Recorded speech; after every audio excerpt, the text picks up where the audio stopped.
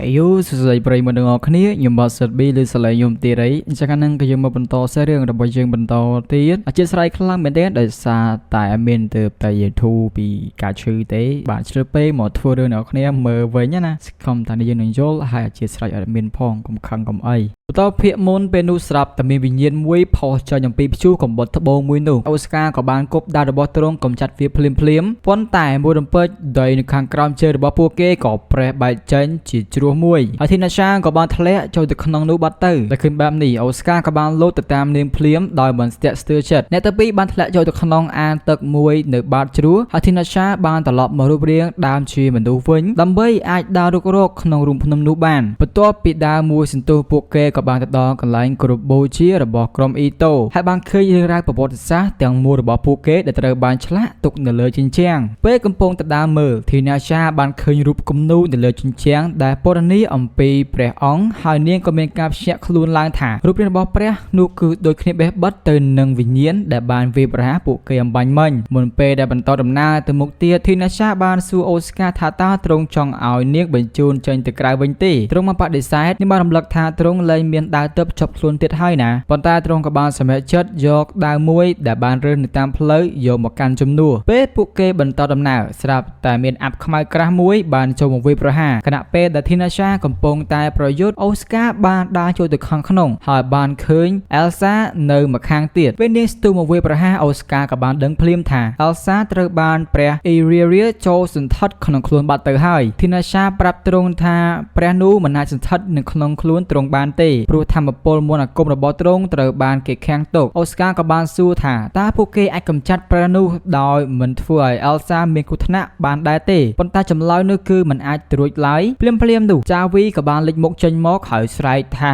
គេមិនព្រមឲ្យអ្នកណាធ្វើបាបអែលសាឡើយធីណាសាបានបញ្យល់រឿងគ្រប់យ៉ាងឲ្យគេស្ដាប់ដោយចិត្តត្រជាក់នាងបានប្រាប់ថាអ្នកមានមន្តអាគមណាក៏ដោយដែលចូលទៅចិត្តព្រះនោះនឹងត្រូវបានបាត់បង់ការគ្រប់គ្រងខ្លួនឯងហើយអាចនឹងធ្វើបាបអ្នកជុំវិញខ្លួនបានបន្ទាប់ពីចាវីព្រមឈរមើលពីចម្ងាយធីណាសាក៏បានជាសួរអូស្ការថាប្រសិនបើថ្ងៃណាមួយខ្ញុំខ្លាចជាគ្រោះថ្នាក់ដល់ពិភពលោកមួយនេះតើទ្រង់ហ៊ានសម្លាប់ខ្ញុំដែរឬទេទ្រង់ក៏ឆ្លើយថាបងនឹងធ្វើប្រសិនបើបងជាជំរើសចុងក្រោយបងអស់ពាក្យនេះហើយនាងក៏បានញញឹមស្រទន់រួចក៏បានថាប់ថ្ងាស់ទ្រង់ថ្នមបន្ទាប់មកនាងក៏បានចាប់ផ្ដើមប្រើមន្តអាគមទប់ទល់នឹងព្រះនោះខណៈពេលដែលអូស្ការត្រៀមខ្លួនវេប្រហារធីណាសាបានស្រូបយកព្រះនោះចូលមកក្នុងខ្លួនរបស់នាងរួចក៏ស្រែកប្រាប់អូស្ការឲ្យចាក់នាងភ្លាមព្រោះនោះគឺជារបៀបតែមួយគត់ដើម្បីកម្ចាត់វាអូស្ការបានធ្វើតាមសំណើរបស់នាងក្រោយមកនាងក៏បានភ្ជាប់ដឹងខ្លួនឡើងនៅលើគ្រែដោយមានសុវត្ថិភាពបន្ទាប់មកនាងក៏បានសម្រេចចិត្តគេងនៅក្នុងរូបរាងជាមនុស្សធម្មតាពេលអូស្ការសួរថាហេតុអីនាងនិយាយថានាងទុកចិត្តទ្រង់ថានឹងមិនធ្វើអ្វីផ្ដេសផ្ដាសឡើយទោះជាយ៉ាងណាក៏ដោយអូស្ការបានប្រាប់នាងថាទ្រង់នឹងការពារនាងរួចក៏បានថើបដែលធ្វើឲ្យនាងឡើងក្រហមមុខទោះបីជាលើកដំបូងនាងធ្វើពុតជាខឹងក៏ដោយតែក្នុងចិត្តរបស់នាងបែរជាមានអារម្មណ៍កក់ក្ដៅហើយអូស្ការក៏កាន់តែខិតចូលទៅក្នុងបេះដូងរបស់នាងបន្តិចម្ដងក្រោយមកលោករីសាបានស្ដីបន្ទោសធីណាសាអំពីរឿងដែលនាងហ៊ានបន្ថយជីវិតឲ្យគេចាក់នឹងដែរទៅតែនាងឆ្លើយថាវាមិនមែនជារឿងធំដុំអ្វីទេអ្វីដែលសំខាន់នោះគឺអ្វីដំណើរការដោយរលូននៅទីបញ្ចប់ដែលឃើញថានាងទុកចិត្តអូស្ការខ្លាំងពេកលោករីសាក៏បានសួរថាតើនាងនឹងធ្វើអ្វីបន្តទៀតនៅពេលដែលកិច្ចសន្យាជិតចប់ហើយប៉ុន្តែធីណាសាមិនបានឆ្លើយនឹងសំណួរនោះទេខណៈពេលនោះផងដែរមេទ័ព2នាក់របស់នគរ Phases ក៏បានកំពុងជជែកគ្នាថាឥឡូវនេះនៅសល់តែមួយខែទៀតប៉ុណ្ណោះនឹងគ្រប់1ឆ្នាំហើយពួកគេប្រាថ្នាយ៉ាងខ្លាំងឲ្យអូស្ការរកឃើញម្ចាស់ស្ត្រីរបស់ទ្រង់ពួកគេសង្ឃឹមថាធីណាសានឹងយល់ព្រមតាមសំណើរបស់ទ្រង់ព្រោះនាងនឹងក្លាយទៅជាម្ចាស់ស្ត្រីដ៏ស្រស់ស្អាតបំផុតនៅក្នុងប្រវត្តិសាស្ត្ររបស់នគរនេះពេលនោះ Norman ជាគ្រូមន្តអាគមម្នាក់បានដើរកាត់ហើយនិយាយថាគេប្រឆាំងនឹងគំនិតដែលឲ្យនាងធ្វើជាម្ចាស់ស្ត្រីរបស់ពួកគេពេលដែលធីណាសាខ្លួនឯងបានបង្ហាញខ្លួន Norman ក៏បានប្រាប់នាងចំថានាងមិនត្រូវបានស្វាគមន៍នៅទីនេះទេ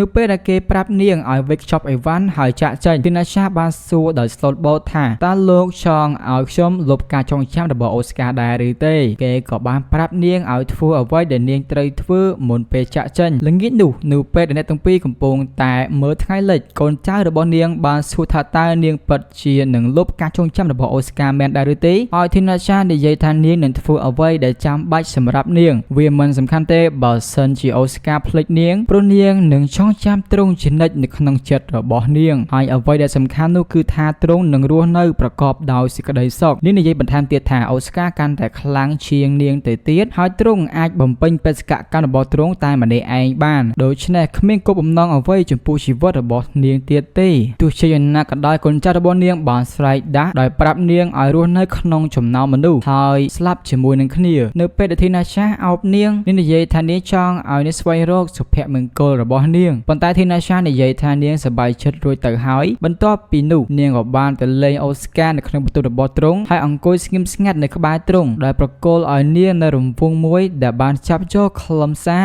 នៃមេយប់នេះបន្ទាប់ពីទទួលបានអំណាចនោះរួចហើយទ្រង់បែរជាទៅរកធីណាសាដើម្បីសួរតើហេតុអីបានជានាងមើលទៅក្រៀមក្រំម្លេះប៉ុន្តែធីណាសានិយាយថាមិនអីនោះទេទ្រង់បានចាប់ដៃនាងយ៉ាងរហ័សព្រោះទ្រង់មានអារម្មណ៍ថានាងនឹងហៀបដាក់មន្តអាគមហើយបន្ទាប់មកក៏បានសួរថាតើមានរឿងអ្វីរំខាននាងដែរឬទេនាងនិយាយថានាងគ្រាន់តែគិតអំពីជីវិតដូច្នេះអូស្ការបានសុំនាងរៀបការជាមួយនឹងទ្រង់ម្ដងទៀតហើយឈប់ធ្វើជាមេធ្មប់ទៀតទៅនាងនៅតែបន្តបដិសេធដដែលហើយនិយាយថានាងនឹងមិនដឹងអំពីរបៀបរស់នៅបែបធម្មតានោះទេប៉ុន្តែអូស្ការស្រាប់តែទាញនាងមកថើបបន្ទាប់មកនាងបានប្រាប់ទ្រង់ដោយស្ងប់ស្ងាត់ថាទ្រង់មិនគួរថើបនាងភ្លាមឡើយប៉ុន្តែអូស្ការនិយាយថានាងអាចរុញទ្រង់ចេញប្រសិនបើនាងមិនចូលចិត្តអាការថើបបែបនឹងបានបន្ទាប់មកទ្រង់ក៏បានអោបនាងហើយទាញនាងមកថើបម្ដងទៀតប៉ុន្តែលើកនេះនាងព្រមទទួលការថើបរបស់ទ្រង់មុនពេលបបោមាត់របស់ពួកគេប៉ាគ្នាឡាហ្សាក៏បានគូទ្វារហើយសុំអូស្ការឲ្យពិនិត្យមើលឯកសារ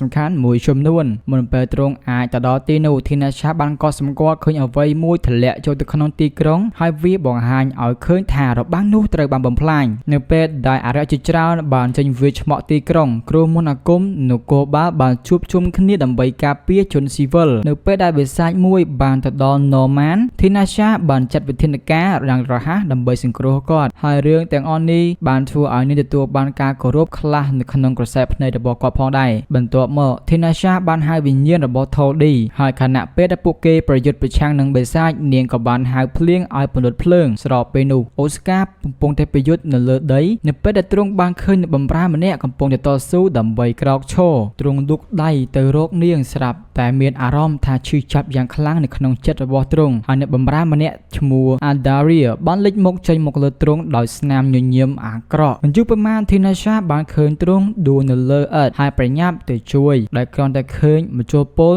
ជាប់នៅក្នុងរាមដៃរបស់ទ្រង់ដោយភ័យរន្ធត់នាងក៏បានចាប់ផ្ដើមព្យាបាលរាងកាយរបស់ទ្រង់ភ្លាមប៉ុន្តែមន្តអាគមរបស់នាងបានបរាជ័យបន្ទាប់មកនាងបានហៅលោករីសាដើម្បីសុំជំនួយហើយនិយាយថានាងបានបញ្ឈប់ពេលវេលានៅក្នុងខ្លួនរបស់ទ្រង់ដើម្បីបញ្ឈប់អាការរាលដាលនៃថ្នាំពឹសមួយនោះប៉ុន្តែលោករីសាបាននិយាយថាអូស្ការជាករណីដែលអស់សង្ឃឹមពីព្រោះគ្មាននរណាម្នាក់ធ្លាប់រស់រានមានជីវិតអំពីថ្នាំពុលនេះទេទោះជាយ៉ាងណាក៏ដោយធីណាសាបដិសេធមិនបោះបង់ចោលនៅឡើយទេហើយនិយាយថារាងកាយរបស់នាងរឹងមាំគ្រប់គ្រាន់ដើម្បីទប់ថ្នាំពុលនេះពេញមួយថ្ងៃដោយការដាក់ថ្នាំពុលនៅលើខ្លួនឯងនាងអាចអនុញ្ញាតឲ្យប្រព័ន្ធការពាររាងកាយរបស់នាងបង្កើតអង្គបដិប្រាណដែលនាងនឹងប្រើដើម្បីបង្កើតថ្នាំបន្សាបលោករីសាហាមឃាត់នាងយ៉ាងតឹងរ៉ឹងអំពីការធ្វើបែបនេះព្រោះនាងអាចនឹងស្លាប់ប៉ុន្តែនោះគឺជាមូលហេតុដែលធីណាសាចង់ឲ្យនាងជួយលោករីសាបដិសេធមិនជួយព្រោះវាអាចនឹងមានគ្រោះថ្នាក់ខ្លាំងពេកប៉ុន្តែនៅពេលដែលធីណាសានិយាយថាជីវិតរបស់អូស្ការមានតម្លៃជាង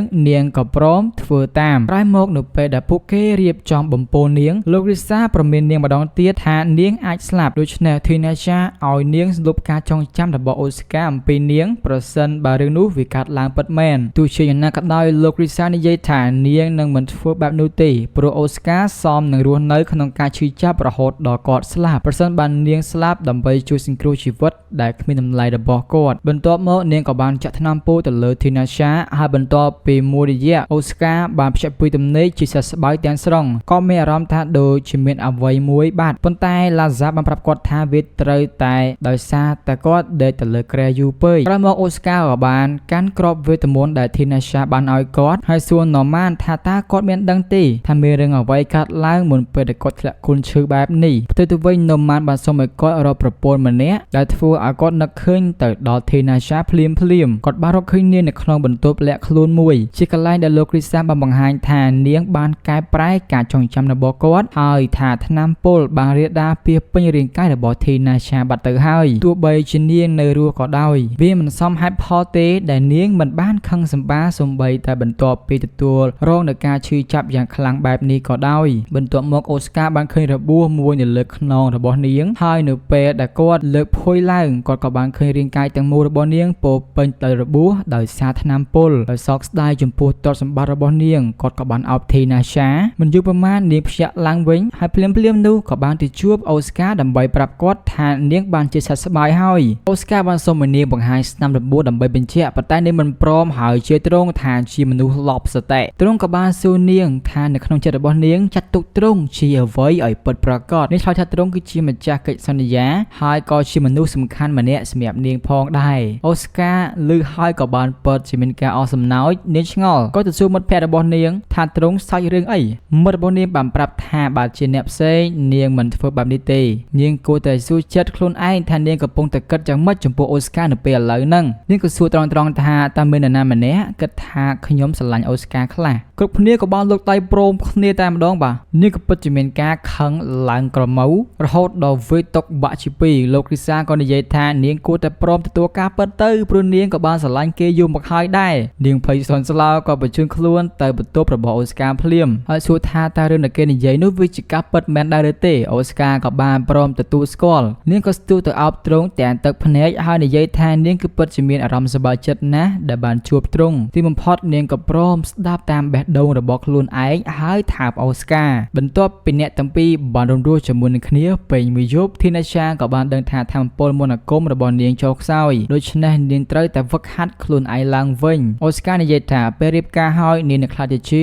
រាជវង្សតែនាងនៅស្ទាក់ស្ទើររឿងរៀបការនៅឡើយក្រោយមកនាងក៏បានអមដំណើរអូស្ការទៅចូលរួមពិធីបុណ្យចូលឆ្នាំនៅព្រះវិហារស្រាប់តែលីអាក៏បានលេចមុខចេញមកប្រាប់ថាមានក្មេងប្រុស5នាក់បានទៅដល់ប៉មរបស់នាងមុនពេលដែលពួកគេចូលទៅដល់ធីណាសាក៏បានទៅដល់ទីនោះផងដែរហើយសួរថាហេតុអីបានជាពួកគេមកទីនេះក្មេងម្នាក់បានប្រាប់ថានៅភាគខាងជើងមានធ្លាក់ព្រិលជំនួសឲ្យភ្លៀងដូច្នេះពួកគេក៏បានសួរនាងឲ្យអស់ឆ្ងល់ធីណាសាក៏បានស្ដីបន្ទោសឲ្យពួកគេថាធ្វើអីមិនគិតព្រោះអាចនឹងមានចោរចាប់ខ្លួនបានពួកគេក៏បានតមាត់នាងថាចុំចុះប្រុសអូស្ការយើងនោះគាត់ខ្លាំងដោយសារតែចេញក្រៅម្នាក់ឯងដែរតើនាងក៏បានបន្តវិញទ្រង់ខ្លាំងបានក៏ត្រូវការវឹកហាត់ជាមុនសិនដែរទើបអាចខ្លាំងដោយសប្តាហ៍ថ្ងៃនេះបាននិយាយរួចនាងក៏បានបញ្ជូនក្មេងៗត្រឡប់ទៅកាន់ទីក្រុងវិញហើយប្រាមន្តអាគមធំមួយដើម្បីឃ្លាំមើលអ្វីៗគ្រប់យ៉ាងក្រោយមកអូស្ការក៏បានសួរថាមានរឿងអ្វីនាងមិនព្រមរៀបការជាមួយនឹងទ្រង់នាងក៏រំលឹកទ្រង់ថាក្នុងខ្លួនរបស់ទ្រង់មានធម្មពលមន្តអាគមដ៏ខ្លាំងដែលត្រូវបានខាំងទុក